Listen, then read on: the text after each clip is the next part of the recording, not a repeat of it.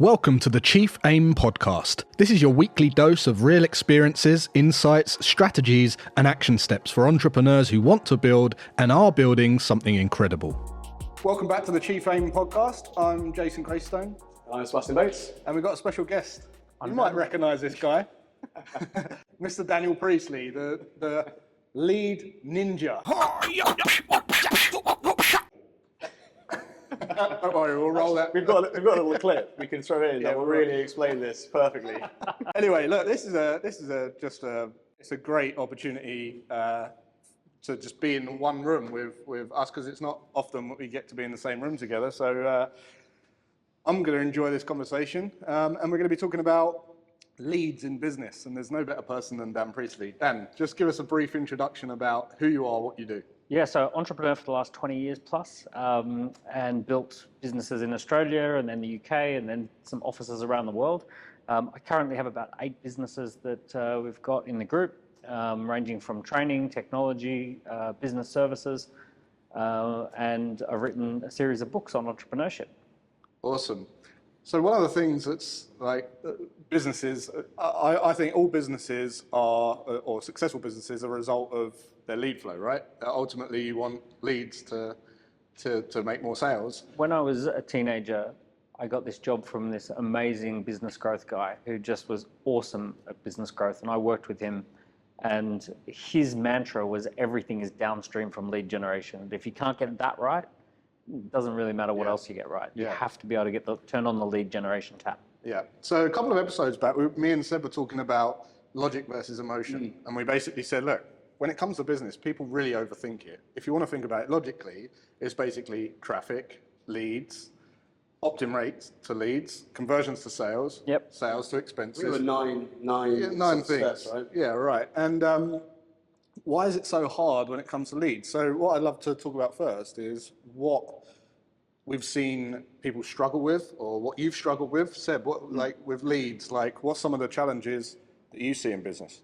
I think for me, expanding into different countries was probably the biggest eye-opener when it comes to leads. I think with traditional marketing, a lot of people are they're throwing their money at something where there isn't really any kind of long-term return on it. So, you see a lot of traditional media and stuff, PR, print, whatever it is. What I've really focused on in the last 8 years, especially, is gathering data. And I know that's what you love as well. And so for me, the majority of our advertising is kind of digital marketing, right? So Facebook ads, Instagram ads, YouTube ads, Google ads, all that sort of stuff. But then you step it up a gear when you really start to learn how to retarget, build audiences, and gather data. And then we became a data-driven organization. I won an award for that as well, over here. So for us, data is just where it's at, right? Yeah. You can really refine your message and get your message to the right people at a cheaper rate because of that. Yeah. And that's kind of where ScoreApp comes in, and I've done a lot of work with that as well. Yeah, we were talking about ScoreApp. I think there's a grey area between traffic and leads, and there is a difference. Like traffic is basically how many people you can reach organically and how many people you can pay to reach. But when they become a lead, it's actually an exchange of information from them, a signal of interest from them to your business. And as you say, the money's in the list. That's the saying.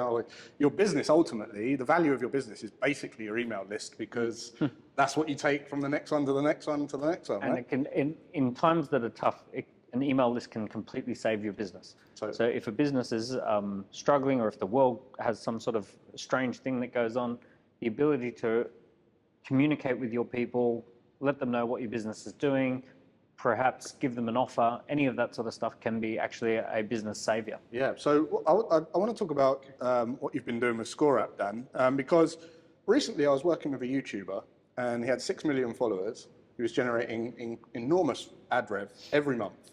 Did not know who one of his followers was, right? And then there's like the rug got pulled from under his feet when he got caught up in some kind of crypto thing, and very quickly with cancel culture and all the rest of it, gone. So you don't know who's following you. You don't know how to. Yeah. So what you've done is you've created ScoreApp. Tell us a little bit about what ScoreApp is. So ScoreApp started. The origin story is really that I was writing these books, and every book that I would write, I would put a scorecard that went with the book. So you read the Key Person of Influence book, and then you take the Key Person of Influence quiz, and it tells you where you should focus your attention. You read 24 assets, and then you do the 24 assets assessment, and then it tells you these are the ones that are strong, these are the ones that are weak, here's where to focus your attention. And people just love doing this. They love that piece of content followed by an action step to assess where they're at. So this was a huge business growth strategy for us. I would give away the books, like I would sponsor an event or run an event, give away the books, knowing full well that people would read the book, fill in the survey, fill in the quiz, and then that would lead to a phone call or a conversation. What happened was 90,000 people ended up filling in the Key Person of Influence scorecard, and £15 million came in very quickly worth of sales globally. So it was a really great book scorecard sale, which we perfected that kind of chain. And then people said, we work with entrepreneurs, so they're pretty smart. And I said, hey, that scorecard thing that we filled in, I want one of those in my business. So we started building them for people in 2019, where we'd build on WordPress. Every single project was start from scratch. And then in 2020, we built a platform, so it's super simple. And what we figured out is there's 4 things you have to get right. Landing page tells people why they're filling in a quiz. Quiz, questionnaire, and data capture. So name and email, 40 questions, 20 questions, whatever the questions. And then dynamic results page telling people how they scored and what they should do, and special steps based on how they scored. So those are the 3 main things. And then the 4th thing is just promoting it, getting people to take the scorecard. Yeah. So what we did is we built the platform around getting those things right. And we launched it in 2020. So far, 3,300 companies around the world have signed up and are using it. Our top clients, one of our top clients collected 2.2 million pieces of data in the last month. We've got lots of clients that have gone from 0 to 5,000 a month, 5,000 people a month filling in scorecards. And what that does to the business is quite scary. Suddenly you have more hot leads than you know what to do with. You also have the data to know exactly who you should talk to. You can find the needle in the haystack as far as the perfect client. But it's weird, because what I actually see is that if you get this right, it's a completely life-changing moment for the people. Like, if you think about a business that might have been going 6, 7, 8 years, and they get 30 or 40 leads per month, and they have to treasure every single lead, and they have to do a deal with everyone, present an offer that may or may not be right, might be discounted or something like that. And then if you flood that same business with 300, 400 leads a month, and those leads are warm with data, in many cases, prices go up. You don't have to discount. Attention, supply and demand attention, right? And you only take on the clients that are perfect. So the perfect client is going to get great value. They're going to refer their friends. And the person who's not right, I mean, even think about like Ferrari. To the right person, a Ferrari is a perfect thing, right? Like, I've always wanted a Ferrari, I can afford it, all of that sort of stuff. If the wrong person somehow magically bought a Ferrari, it would crush them. It would be the worst decision of their life, and it would be a terrible thing. So it's not so much the product, it's the match between the product and the person buying it that is where delight gets created, joy and happiness. So when you've got the data to know this is the perfect person for this product, then you can generate really happy clients quicker as well. Yeah. So the way I kind of see it is, most people are focusing on just getting any lead in. Yeah. Whereas this is get the right lead in and give them exactly what they want quicker. And people want speed now. Yeah. So this is what I love about ScoreApp, because you can give them the exact kind of medicine for their problem early on. Yeah. This is a quick shout out to the sponsor of this show, Shield, who help us deliver this podcast, along with all the social media that goes with it to help us get it out to more people, which leaves us to focus on just creating more great conversations. If you want to start, delegate, or optimize your social media or podcast, or if you want to build your very own online course or program, get in touch with the team at shieldglobal.io. Great example.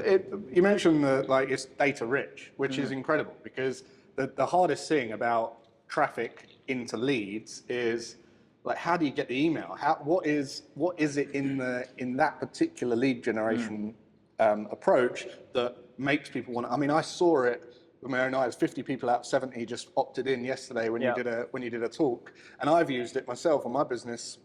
28 leads a week on average for the last 4 years. Amazing, right? And it is just incredible the amount of data that you collect from someone, right? So what is it about that that people feel like they want, like what techniques are used within that make people just want to give away that information? I know you said like you want to know the score, so there's like a gamification thing. Lead generation is always a value exchange. So if I said, send me your mailing address so I can send you a free copy of a beautiful book that I've read.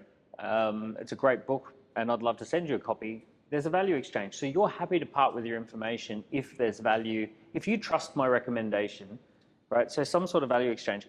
Most businesses are not stacking enough value as to why you hand over your email, because people are very skeptical, and they're not silly. They just don't want more emails and they don't want more information and all that sort of stuff. They're exhausted by that stuff. So they're very reluctant to give out their name and email. Even something as simple as giving away their name and email, people don't want to do it.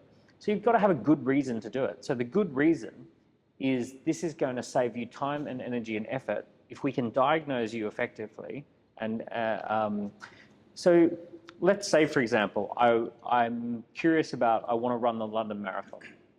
And someone says, are you ready to run the marathon? Answer 20 questions and find out where you should improve your training and preparation routine to get ready for the marathon. Oh, okay, I want that information, right? So it makes sense that I'm going to answer those 20 questions. And it might say at the end, based on how you answered, you need to improve your diet or supplementation, or you need to improve your training, routine, or you need a new pair of shoes, or whatever it is, right?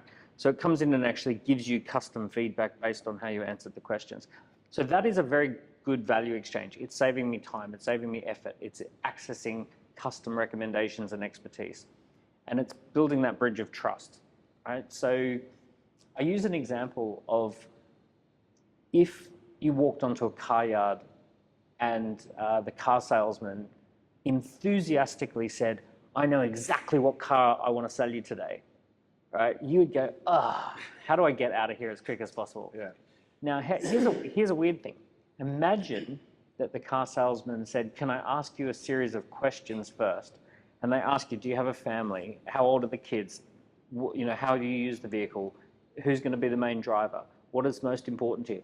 And you answer all those questions, and then they say, I know exactly the car that I want to sell you today. Because it's personal, because they're leaning into you. Exactly. Right? Well, it's building also, that trust. they're diagnosing. Now, what I said at the end of that was the exact same words. I know exactly the car I want to sell to you, right? But this time it didn't feel sleazy. Yeah. It didn't feel sleazy because I asked the questions first, and I built that understanding. And then people want to know, which one do you, right? So in the first example, people said, I want to get out of here as quick as possible. In the second example, it's like, which one do you think is my car? So you're excited. So it's that little gap of asking the right questions and then making a recommendation. People love it. Yeah. One of the ways that obviously you can get your scorecard out there with digital marketing, Facebook ads, Google ads, whatever it is. One of the things that I did was we found it was getting expensive for us to do that. So we tested doing it a lot cheaper. So I would go and do a free tour, right? I wouldn't even get paid to do the tour. We wouldn't even sell tickets. We just tried to fill the room. And then what I would do is every seat would have a QR code on it with the flyer or whatever of the whole program, the itinerary of the talk, this sort of stuff. And I would make the filling in the scorecard a compulsory part of one of the inclusions in the talk so that they could use that information for the next steps in the talk, right? So I'd have 100 people in the room, maybe 70 or 80 would do it. If each of those is worth kind of 10 quid, is what you would normally pay for the lead, the talk is worth 800 quid to you, right? Yeah. So that's one of the ways we did it. That worked really, really well. The other thing, talking about scorecards, is once you've got a good one, the benefit you can actually, gain from that to help the customer journey along and actually develop a much better product or service. Yes. So for us, it's about not just gathering data on the front end to try and get a new person to know you and you to know them to sell them on the first product. It's about what you can then do by gathering even more data to improve the service for them. So in the Warrior Academy, for instance, we have a breakthrough area assessment. If you go to breakthrougharea.com, you can check that out. And with that, we analyze a child's confidence, conduct, and concentration.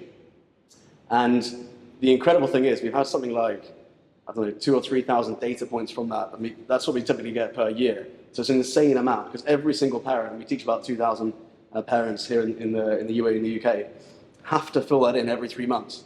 Then the instructors phone them up and they can say, right, well, I can see their confidence is 50%. Let's improve that by 10% in the next 3 months.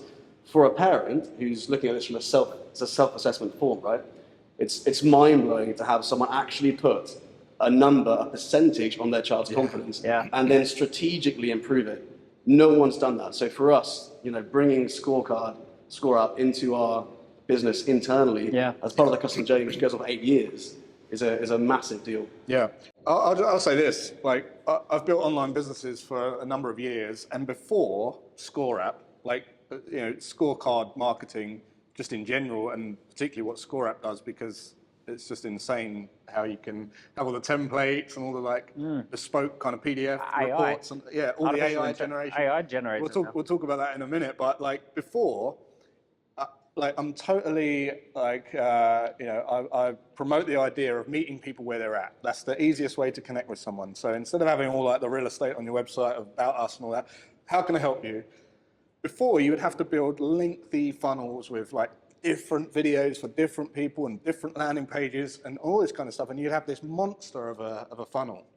What the ScoreApp does is basically just it's all in the back end, so people don't see what's going on. They don't know how you're analyzing them, and then all of a sudden they've got boom. And you link that to your CRM. Yeah. And so now we've gathered dozens of 50, 60 testimonials, right? For each of the 3 dominant problems: confidence, conduct, concentration.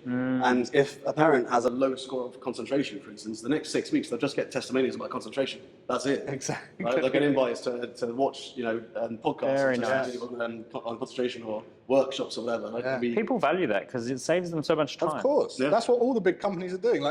People moan when you say, "Oh, my phone's listening to me because I mentioned cat toys." Now I'm seeing cat toys. All that's doing is making your life more convenient, right? This for me, this is how a small business can compete with the big dogs when you focus on data. And we recently applied for an award. It was a Golf Customer Service Award, and I did a presentation, and we were the only finalists in this group of 4 others who were all publicly listed companies making several hundred million a year, 500 plus employees each. We beat them all, so we came on top. Not just in that category, but in the whole group of 50 business owners, because primarily of the way we use data showing this stuff. Amazing. So it's how you can compete with big businesses, because this is what they do, right? Yeah. What about okay, so people listening to this then, we've got fitness trainers, fitness instructors, life coaches, you name it. I know, give some real examples. If I throw an industry at you, what you could create, how you could capture leads. Yeah, perfect. Yeah? What one? Yeah, it's got to be life coaches, isn't it? Life coach. I think that's the most diluted. I think that's the hardest. To get cut through on that, yeah. The most successful life coaches I know all have an online assessment or an assessment that they are known for.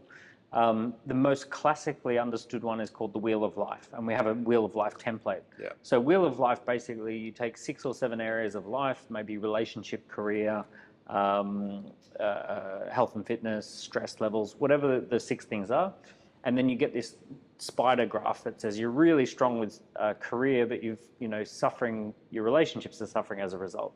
So what people want is they want that holistic success, and that's often why they go to a life coach. Now, if you go to a life coach and the life coach is talking about career, and you're like, well, actually, my career's fine. I'm really worried about my friendships and relationships and all this sort of stuff. Oh, okay, well, I need to know that. So a Wheel of Life is a really good one. The other one is hot topics, like picking little hot topics every month and saying, this month we're going to zoom in on having a good morning routine. So you might say, that's going to be our hot topic for the month. So we're going to talk about, do you have a good start to the day? Answer these 10 questions, keep it short, and we'll just find out whether you start the day on the right foot. And it's a little assessment, do you start the day powerfully? People answer that and they get a score, and then they can discuss that one little idea, one little score. So that could actually be, do you start the day powerfully? 10 questions. Leads into, you know what, let's do a full Wheel of Life assessment. Yeah. And kind of have a look at all 7 areas of life, and we'll then discuss. Super powerful. If a life coach does that, they're going to sign someone up. Yeah. I think Jay Shetty was using. He's using ScoreApp. When he drops a quiz on his Instagram, it's like 4,000 a minute. Yeah, right. Wow, that's crazy. Isn't It's it? wild. But the back end of ScoreApp allows you to just quickly filter all of that into who's. So, yeah, extreme example, but someone who's got millions of followers, we set up scorecards that triage people into the right products and into the right next piece of content. So if you can get 4,000 a minute coming through, based on how they answer the questions, watch this, read this, do this. What I love about this as well is you literally increase your business's valuation by gathering data, right? So if you've got a good following, or even if you've got a small following, but if you've got a good one, you can do it overnight. Like the example with Jay, if you've got loads of leads, loads of people following you, you haven't got any data, you haven't got as much value as you could have. But overnight, you can have millions of data points, which can then serve you and your business. If I've ever sold a company or bought a company, one of the very first questions is, how big's the database? Yeah. How many people are on the list? Exactly. And also, it cuts through, right? So, like, if you want to, you can segment so easily, rather than trying to blanket. Everyone in the past would just blanket email everyone. They've got a new product or service. They'd be like, we've got this event coming up, let's send an email to everyone. Now it can be like, I've just got, this is a specific event just for you. Yeah. It feels more personal, and you don't bombard everyone. At the top end of marketing, the conversations always go towards data enrichment and segmentation. So enrichment and segmentation sound really complicated, but enrichment just means find out more stuff about each person. And segmentation is talk to people about the stuff they care about. So enrich and segment is a mantra within high performance marketing circles. So if you think about, I've had situations where people have come up to me and said, "Oh, my business is struggling." I've said, "How many people are on your database?" They're like, "Oh, 5,000 or 6,000 people." So when was the last time you sent something to them? "Oh, we send a monthly newsletter that no one reads." So let's send them a scorecard, right? Get them to fill in a scorecard. Randomly, 330 people fill in the scorecard. And then let's segment based on that data that there's 3 dominant problems, and we want to ask people questions that figure out which one of those 3 big problems is their big problem right now. So then we've fill in the scorecard, move all 330 people into categories of these problems, and then send them information about how to solve that problem. And that's not being tricky, that's being of service. That's actually delivering more value to someone and saving them time, saving them effort. But it's one thing that's incredible is that I see businesses that say they're struggling, the speed at which they can bring in 80,000, 90,000 worth of new sales just simply by doing a little activity of enrich and segment. Seb mentioned that it gives value to your business with the list. It also makes your service more valuable because ultimately no one wants any problems, but we do have problems. So we've got to spend time resolving those problems. So if you can literally, like you say, a life coach, open up the Zoom call and say, we're not going to talk about business, we're just going to talk about this. You've saved people time, which is their most valuable asset anyway. So they're going to pay more for your service. I feel like there's also a big element of actually educating your customers on the problems they have. Because a lot of the time you don't, you might sign up to a personal trainer and you might think, oh, I'm stressed and they'll diagnose what you're doing. And it's like, you're drinking alcohol before you go to bed. You're actually getting 7 hours sleep, not 8, because we now can detect that with good sleeping devices. So, your Screen NEAT time. is low because you're only getting 12 hours of steps. So they can literally tell you what you think you're doing. It's not the list you're doing. Did you say only getting 12,000 steps? What do you guys get? We don't all do 25 like you, mate. Are you I do talking 30, come on. Are you talking about a week or a day? So you can, in that, there's value in the diagnosis, right? People will pay for a diagnosis, don't they? Yeah. It's the only lead. Sorry, go on. I was going to say, what's your next one? You said life coach was the first one. By the way, we just did an analysis of our top 30 clients. Right. We took all the celebrities out because they're anomalies. And because we actually have a celebrity part of the business that manages influencers and celebrities. But we just took the normal people and had the top 30, and almost all coaches, trainers, people who are doing some form of coaching, training, programs, education, and they're all massive, minting it. So look, I think the moral of this episode is basically like, there's not many other lead strategies that would outperform this. Like, it's the only one I use other than... And they're not exclusive. So a great lead strategy is running events, giving a talk, right? have a scorecard that goes with the talk Yeah, because you'll yeah. get a better talk and you'll get a more engaged audience. Yeah. Have a book that leads into a scorecard. Give away a free report. And when people read the free report, take the scorecard to see how this applies to you. Another great lead strategy could be having a podcast. At the beginning of the podcast, we're going to be talking about this. To get the most out of this episode, take the scorecard. At the end of the podcast, I hope you've enjoyed the episode.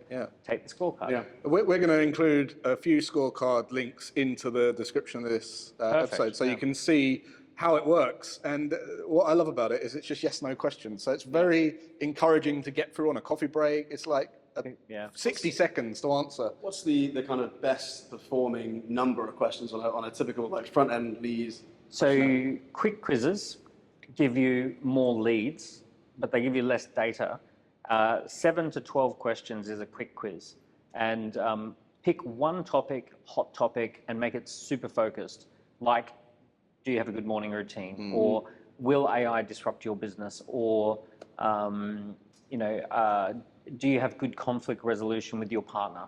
Any of those, like super narrow, super niche, particular. Like, you know how a good podcast episode is focused on a thing? Just that thing, just that quick quiz. If you already have a lot of leads, but you're not sure who to talk to and what to talk to them about, a longer quiz is better. 20 to 50 questions gives you so much more data to then hone in. And what you want to do is have categories. So you kind of want to say, let's say you did the 3 C's, and you want to be able to say, what's the issue? Is it concentration, conduct, or character, right? Confidence. So then it's boom, boom, boom. It's like, okay, confidence is the big issue. This is fine, but let's fix that. So that is a really good conversion scorecard. And the third use case is an interesting one, which is managing the ongoing relationship. So this is where you have maybe 50 questions, but you do it every quarter. And it's like a deep dive once a quarter, and it just surfaces things. I was just speaking at a conference, and most of the people in the conference manage large teams, and they have multiple managers managing different divisions and things like that. So rather than having a check-in where they need to talk to someone for over an hour and kind of interrogate them, what's happening with this and what's happening with that person, they set up a scorecard, which they do monthly. It takes 10 minutes to fill in, and it could be, how's Sally's performance? How's Brian's performance? How's Ryan's performance, blah, blah, blah. And then it's, is everyone aligned to the vision? Is everyone happy? How's stress levels? How's cash flow looking for the next 30 days? Boom, boom, boom. So it's a series of questions that you want to pick people's brains on. And it's a quick check-in that you do every month. Now, if you've got 8 managers, rather than having a 1-hour conversation, you have a 15-minute conversation because you've got the data, and you can say, hey, look, looks like everything's fine, but you're a little concerned about cash flow. What do we need to do? You can just spend 15 minutes on that topic. So super powerful. So those 3, so leads, conversions, and relationship management. Amazing. The cool thing that I've seen evolve with scorecard is because I was one of the first, I think, in the first 100 or something to sign up. I think it was the end of 2019 or something. And it was quite expensive. I think I spent about £1,000 to build it, right? It took time to build it. And then it took a long time to discover the right questions, and write down 40 questions, and then I had to write the kind of content for it all. And now it's all AI. So you can literally just plug something in, and it's wild. And what I think is that the huge benefit of being a small business is you can be quick. You can come up with an idea and implement quickly. Yes. Get it out there, test it, and then double down on what works. So I was just going to say, now they're thinking, okay, well, I've got to think of these categories, I've got to do all this. You mentioned AI has been integrated into it. Tell us about how that works. So the first 3 scorecards I built was the key person of influence, 24 assets, and the campaign analyzer. Each one genuinely took 6 weeks to create. So it was 2 weeks of writing and planning and thinking. It was 2 to 3 weeks of coding and like giving it over to the IT and design. And My first one took 10 weeks. Yeah, about that, right? You guys are working slow, I think. So you have an idea in April and it's like launching in June. Yeah. So now with the platform is now plugged into AI, it's freaky. I have seen AI write very technical quizzes. In 3 minutes, it writes 1,000 words of dynamic content for the results page. It writes a landing page. it writes the quiz questions, and it writes a dynamic results page with over 1,000 words of dynamic content. In your tone of voice as well, or? No, it's more a neutral tone of voice, but it's... But you can edit it, right? I would tweak it. You've got to think of AI as like a baker who bakes the sponge cake and then gives it to the chef to ice the cake professionally, right? Yeah. It's the assistant who creates 80%. You come in and put the last 20% on that gives it your tone of voice. Yeah. You bring in your own case study, bit of your own this, that, and the other. Obviously, add your own logo, add your own design flair, your own images, perhaps. So, but what's wild is that 80% of the work is done in 5 minutes. I'm not like when I people aren't going to believe this. So 10 weeks down to 5 minutes. Yeah, no one will believe it, but it's literally 5 minutes. I've seen it. So it asks you the question, what is it your business does, and you just answer however you would answer, and it says, what do you want to help people to prevent or achieve, and it gives you 5 different like examples. It comes up with and it's like a business coach or a life coach that's heard everything before. Yeah. And whatever you think is your unique thing that no one could possibly, it just nails it. And brings it better. Oh, it's wild. So what's the future of that then? I know you love AI. Let's look like 3 years into the future with scorecards in particular. Is it a case of you can just type how many leads you want, it will just pop out how many leads you want? Let's skip the middle man. This time last year we wouldn't have even been speaking about AI. Should I give you honest answers? Yeah. So one thing that we're probably going to do internally is run a robot that generates like 40,000 scorecards a month based on every book ever written and all the topics, and we will just start collecting 1 million leads a month. And selling leads? And we could sell them. We just build the database. We could build businesses. Build businesses. Yeah. We can actually sell people a ready set up thing that is already collecting 25 leads a month. Become the overlord. Take over Elon. The lead overlord. Yeah. The lead ninja. The lead ninja. So there's that. There's also one of the other things that we're doing for our clients is once they've got a scorecard, we're sending them we will be automatically sending them a weekly marketing plan that's written for their scorecard. The AI will pick up on certain questions and it will write content about that question and then send it through. It'll write 5 tweets to tweet this week. It'll have a LinkedIn post.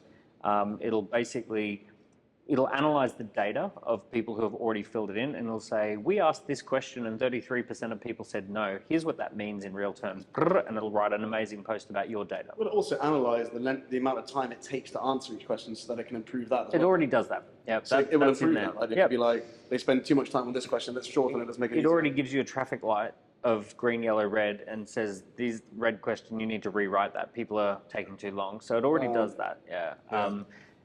So stuff like that's happening, but the generative AI is the interesting piece, because pretty soon we will be producing images that go with your scorecard for the Instagram side of things. We'll take some of the data and we'll visualize it in like 100 different ways so people can see this one, the infographics, all that. Wow. Amazing. Video content, I think we're a bit early for that. But I think in the future, then it can translate that into the answers, the questions into. It really can. Take your face and say, here's your Facebook advert, right? Here's your face to cam. Someone created a avatar of themselves, and you can talk to that person for £1 a minute, and they've actually analysed hundreds of videos, and taken the scripts, and then they've run that through an AI. This is already real. And they made £72,000 in the first week of people, probably tech journalists, paying to see what it was. But 72,000 in the first week of people paying to interact with an AI. Yeah, I've seen the Tom Cruise, Deep Tom Cruise is just incredible. Right, so to summarize, lead generation. Just quick, can I just jump in on AI? Sure.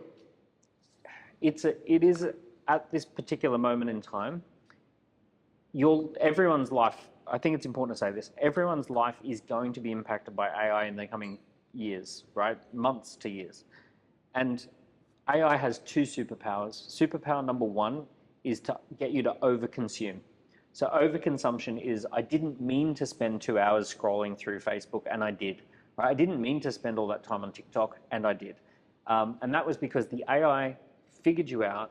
It actually, believe it or not, it created 1,000 versions of you, built a model as to how you respond to things, and then it actually, before you got to see content, It tested it, Yeah. tested 1,000 pieces of content on its model of you to see what you'd react to, figured out what you'd react to, and then gave you that content. And that's actually how it's doing it.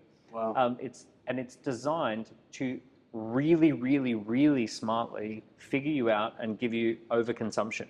So it wants you to watch more, eat more, buy more, listen more, etc. Right? So this is very, very dangerous because 90% of people are very highly susceptible to suggestions from AI. Yeah, it's changing beliefs. They're going to overconsume. They're going to find themselves maxed out their credit cards, and they're going to go, "How did that happen?" Yeah. The other superpower is hypercreate. Hypercreate means that you probably could have created, a blog in a day, but because of AI, you created 10 blogs, and you created a video, and you created a scorecard, and you created some content that's valuable to others, and you're now hyper creative. And here's the really scary thing. There is a wedge that is about to be driven through society, and you're either on the hyper-consumption wedge or the hyper-creativity wedge. And basically, the hyper-consumption wedge of people who are going to live very difficult lives. They're going to need universal basic income. They're going to own nothing and be happy about it, whether they like it or not. And then there's the hyper-creators, and they are going to earn more money, have more fun, travel the world, do all sorts of stuff because they're using AI to create, not consume. And this is the moment where every person has to make a conscious effort to push themselves onto the hyper-creation end. As uncomfortable as that might be as well. Yeah, one of the things I've noticed recently is, the algorithms are really hungry for more content, right? Like, you would think it would either, if you put more content, let's say Reels, for instance, right? If you're doing 1 a day, which for a lot of people is a lot, you'd think if you do 5 a day, the amount you would get per reel would be diluted, but it's the opposite. It's not even linear. It's compound. It really is. You'll get 20, 30% more views by doing that. So for me, like that's my main focus over the next year or two. Seeing it as a long game of just hyper creation. And because at this moment there will be a point where it's just too late. The chasm will be too wide. You will not be able to jump from this hyper consumer to hyper creator. You won't be able to do it. Wow. So lead generation. If you're struggling to get emails from an event that you've run or your social media or whatever it might be, lead generation, how would you sum it up? High value, give them something, don't waste their time. Make it customized, make it personalized. Personalized. Right? People are sick of generic stuff. They want something that feels personalized to them. Personalization requires data. Yeah. So you've got to do this data for personalization. And feel like they're understood. That instantly makes it valuable. Something that's easy and like something where there's no path of resistance between giving over the data and then talking to them on a follow-up with tailored content and something that can help them immediately without all the general stuff that a lot of people have been doing. I think that's pretty much what we've been doing for the last few years, and it's just been incredible. People won't believe this until they see it. So there are links to ScoreApp. Can they get a trial? Yeah, grab a free trial, and the link will have a free trial, and just go straight into the AI tools. Right. And just immediately set a timer, right? Do a 6-minute countdown on your phone. And at the end before that buzzer goes off, you're going to actually have a scorecard ready to go that you can launch. That's actually a good shout. Why don't we run a competition right now for anyone watching this, right? Who can do it the shortest amount of time, make a Loom video out of it, and post that with this link to your scorecard on the comments of this YouTube channel. We'll see what comes up. I love it. Post your scorecard in the comments here. We'll help you get it out. We'll promote the winner. I'll come up with a prize. Yeah, Dan will come up with a prize. A year-long mentoring on AI with Dan. I think that's a good From prize. my AI mentoring robot. Or nunchuck training. Nunchuck training, 10-minute nunchuck training course with Dan Priestley. That's what's going to happen. Amazing. Well, look, where can they find you, Dan? At Daniel Priestley on most platforms. Do a search for the Key Person of Influence scorecard so that you actually can see the scorecard that started it all. Grab it on the website, scoreapp.com. There's all sorts of blogs and articles and resources and all of that I've written so people can jump in, get the copy of the book, all that. Excellent. Awesome. Incredible. Thank you so much for coming on. Hope you got value from that because we have. And until next time, have a great rest of your day. We'll catch you then. If you're enjoying these podcasts, be sure to subscribe so you never miss an episode. And if you're really getting value from these, we'd really love it if you could let us know on our review page. We'll see you next week.